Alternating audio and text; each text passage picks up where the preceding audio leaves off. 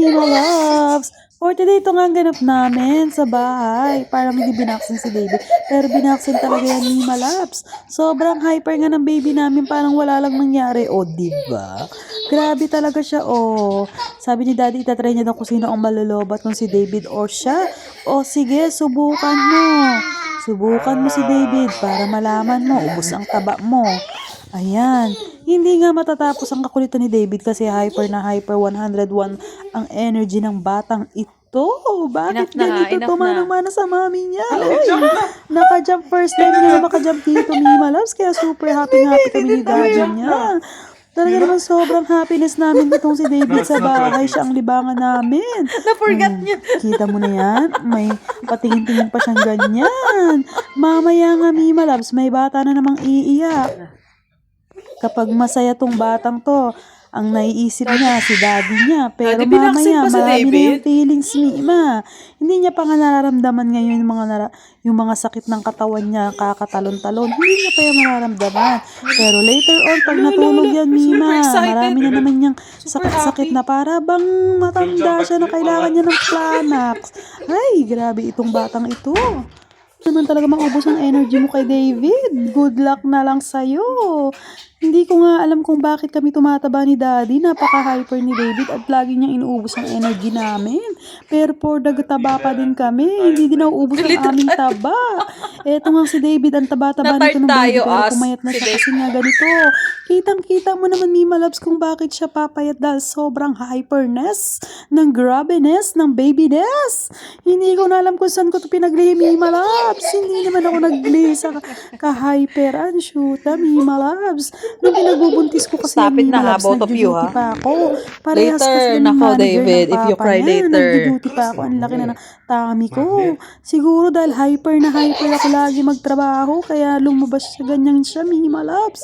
Sobrang hyper niya. Ayaw paawat. Grabeness. Ang batang ines. Later na naman marami na namang masakit sa batang ito. Ayaw niya talagang tumigil. Alam ko, nararamdaman ko, malakas ang aking pakiramdam na masakit na ang mga binti at paa nito. Pero sige pa din. Push pa din. Ilaban natin hanggang may kalaro ako. Hindi pa napapagod si Daddy ko. Alam ko, kaya ito todo ko na to dahil bukas may pasok na. Kaya nga naman si David talaga sinulit niya ang bonding nila ni Daddy niya. Hindi nga ako nakasama sa kanilang dalawa today na vaccine kasi nga for the sakit ang person. Napagod kasi ako, Mima Loves. Marami na akong batang inalagaan dito sa bahay. Kaya for the pagod ng Mima. Kaya sabi ko kayo na lang ang lumarga ni David para meron din naman kayong date at meron akong pahinga kay David ng little bit. Pero shoota, Mima, 30 minutes lang sila. Andito na sa bahay. At ito nga si David, hindi na kinakaya ni Daddy niya sa labas dahil sobrang kulit. Sabi ko, oh, sige. Siya. Tapos nandito naman nga sa bahay, hindi nagtitigil. Laro ng laro. Ayan. For the playing person. Sinulit niya na nga talaga ang paglaro niya kay Daddy niya kasi bukas may pasok na naman. Agay, sabi niya, agay. Kaya nga sabi niya, siguro naisip niya, ay, susulitin ko to si Daddy. Dahil off mo, deserve mong laruin ako. O, diba? Pagod ang Daddy niya. While ako dito, nagkakape-kape lang. Kape is life. Kape-kape habang nagbibideo sa dalawang to.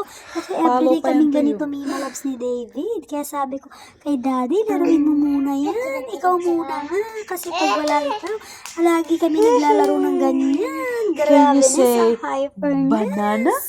Talaga nakakamiss yung mga baby si David na time. Talagang dede lang siya tulog. Ganyan. Pero nasa toddler na siya. Marami na siya mga nadidiscover. Mima Loves. Dahil na Zer, grabe talaga ang kanya mga nadidiscover. Like talaga akyat to the max dito. Talon to the max dito. Bakala na ang bones niya.